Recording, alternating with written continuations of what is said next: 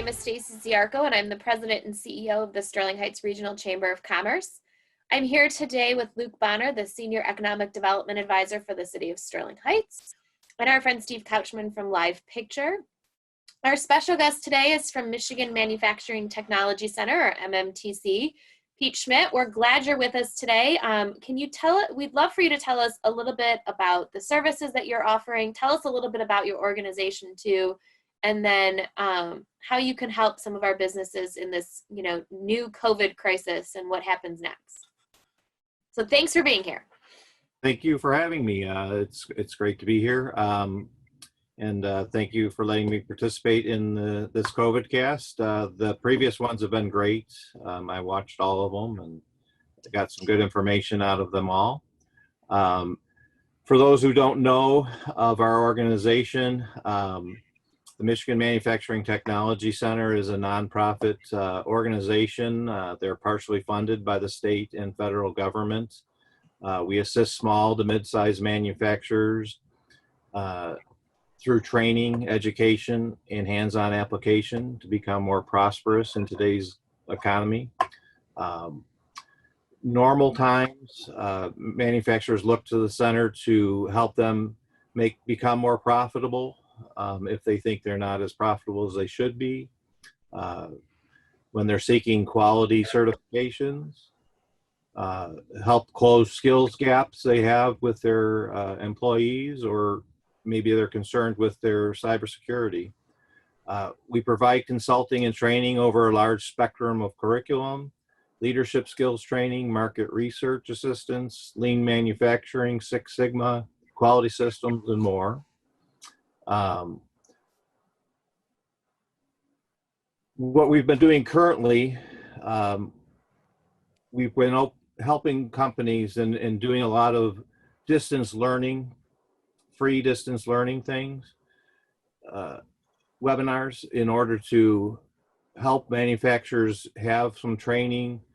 We're giving free credit if they take the full classes when they come back and are at work again. These are all of our classes that we can do distance learning on, depending on the courses, things like SPC, some basic leadership class. You guys did a great one yesterday, a little bit about returning to the workforce and what that might look like for a manufacturer. Do you want to share a little bit of the intel that you shared there? So we talked yesterday a lot about all the different aspects of returning to work. The communication you need to do with your customers, the communication you need to do with your suppliers, the communication you need to do with your employees, and different things you need to do as far as cleaning and of your facility. And when you're talking to the company, your customers, the 9 or 10 different things you need to do that is, are they still in business? What is their plan? And do they have a plan? Because if they don't have a plan, your plan won't work. It's basically making a plan and keeping in constant communication with your customers and what they need and what they're going to need. And then your suppliers, obviously they need to have a plan, and can they support your plan? And then employees is keeping in constant communication with the people that you're still employing, people that you've furloughed or laid off, and employees that you may not have anymore, or you might be in search of new employees. And then the cleaning, there's a lot of new cleaning techniques out there. You have your regular cleaning that you're doing, but your regular cleaning may not, in your contract, may not clean your phones and your keyboards, but you may want to add those things. There's things like this Clorox 360, which is a static cleaning system that actually wraps around surfaces and attaches and disinfects surfaces. That's a good thing to look into. And then there's an antimicrobial spray that you can look into that will actually stay on the surface for 60 to 90 days. So those are things. We're actually redoing that webinar tomorrow. You can find all of those things to sign up for on our website, which is the-center/events/events. Pete, I got a question for you. When it comes to, I guess, the reality of what we're dealing with right now, and you just talked about cleaning. MMTC, I know, has been really proficient at certification support of their manufacturing clients. Do you foresee that manufacturers are going to have some kind of certification or some kind of guarantee of products being shipped that pass some kind of disinfected test of some sort, that when people are receiving product that they feel comfortable that all this that they're receiving is sanitized in some way, shape, or form? Is that a reality or not? I think that sort of goes between your customer and or your supplier. I mean, as a manufacturer, do you want to have it certified that your supplier has cleaned it? Because something like the Clorox 360, before you actually ship it to somebody, you could do so that it would be cleaned off.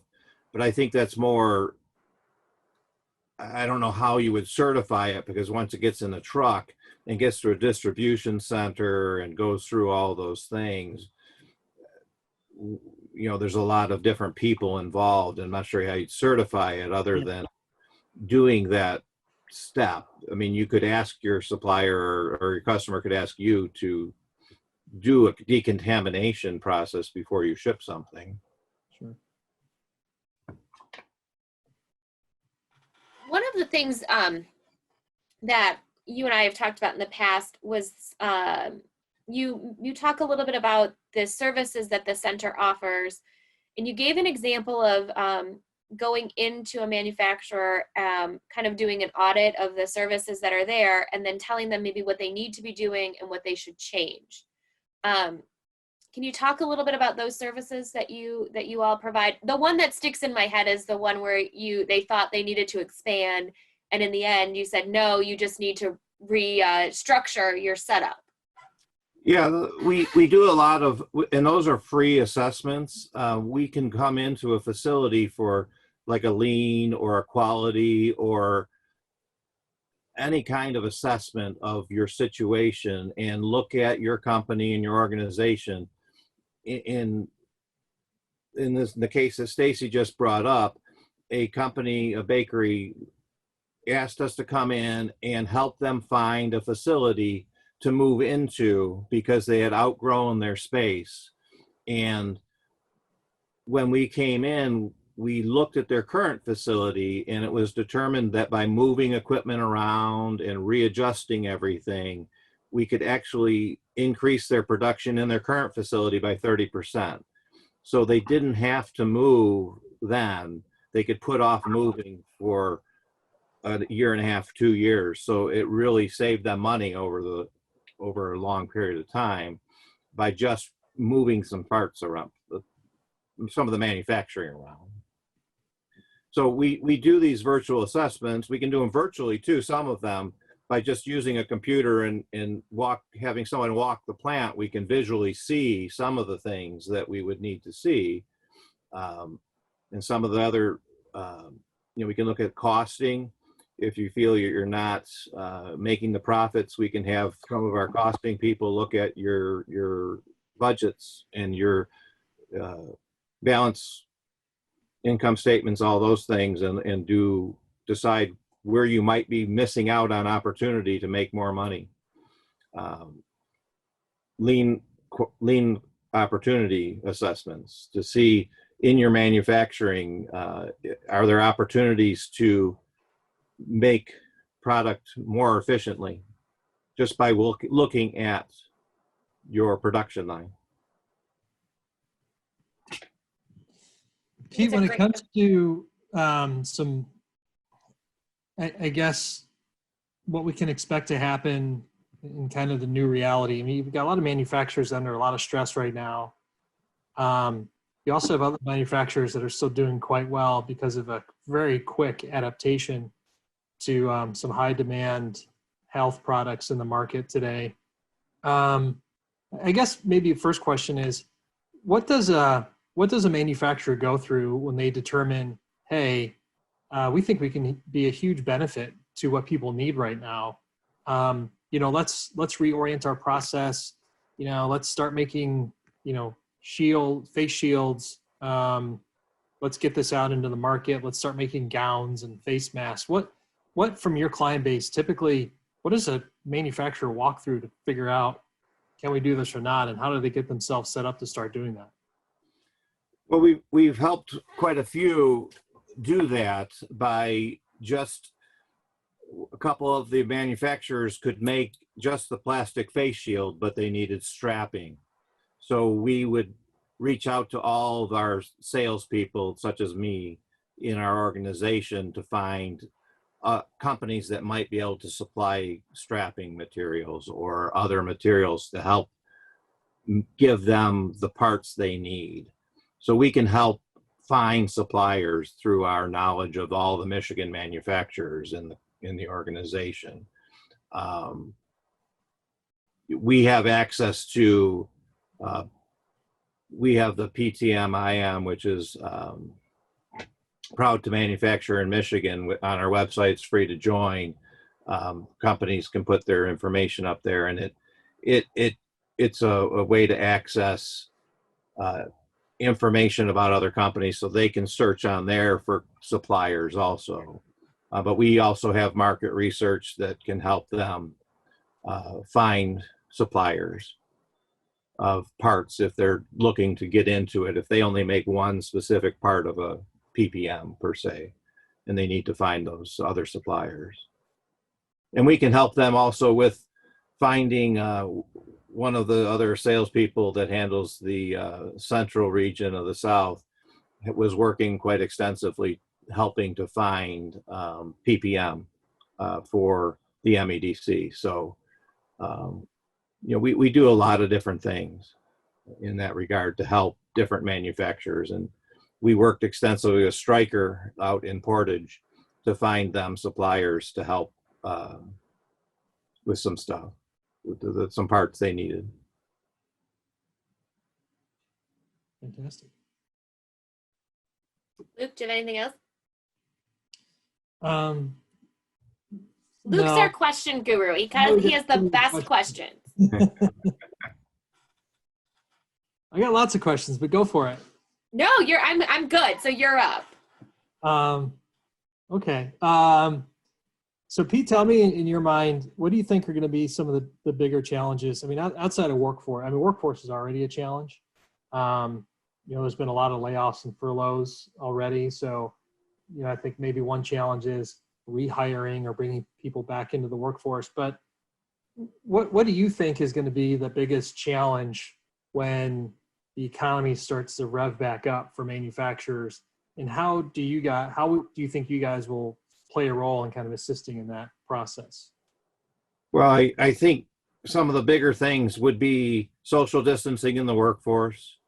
And where we can help with that would be possibly lean manufacturing, setting up the manufacturing to work within social distancing guidelines, costing and cash flow, because cash flow is going to be, I'm assuming, poor for everybody. And if it's not, that's very lucky for them.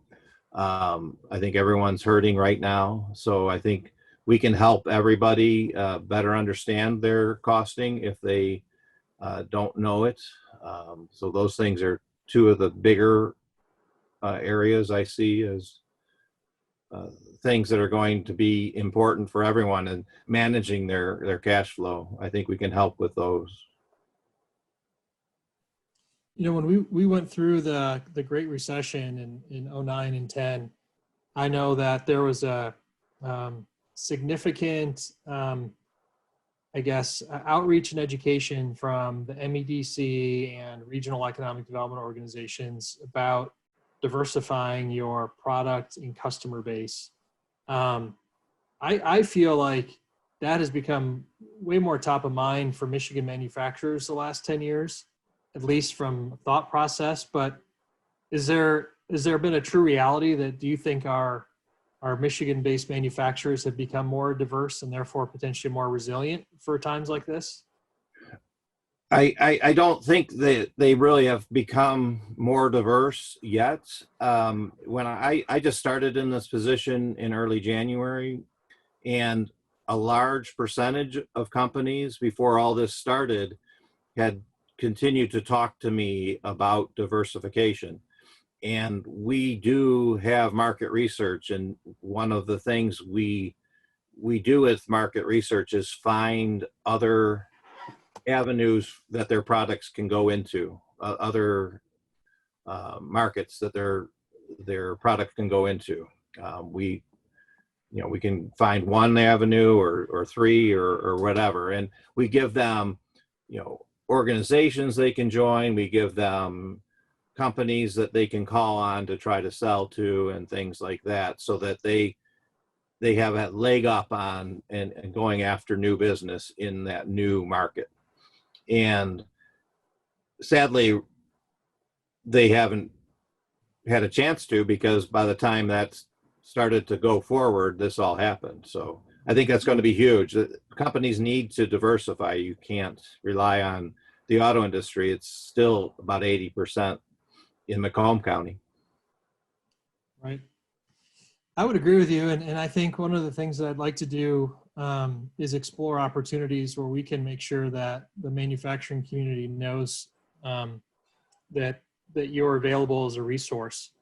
And I know, working with Mike Coast in the past, I think we've tried to do that over and over again, and to some success. But I think we should continue to do that. And in fact, for the time being, if this can be a mechanism for you or some of your colleagues to come back and talk specifically about some of the, diversification services that you guys provide, I think that would be a really good focus for another webinar. Yeah, I mean, we have a market research manager. I think she'd be really good to bring on, or one of our market research people to bring on with me and talk specifically about some of the things that they could do for companies, because they're basically, that's their degree, is market research. And we have access to databases that people would have to pay thousands and thousands of dollars for, that it's not like going into Google to search for things. It's deep research. So it's things that we couldn't look up on our own. Yeah, I think that, Luke, I think you're onto something, because I think if you're aware of the services that they provide, how great they are. But like I said, I think that there's a broad span that we can start introducing you to as well. Yeah. Like to do that.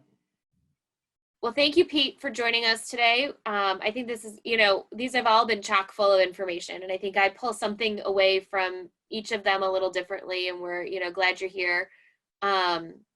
What Steve will do next is he will kind of edit us down and, make us all look great like he usually does. And then he'll send you a copy of the link, and then we'll post it as well.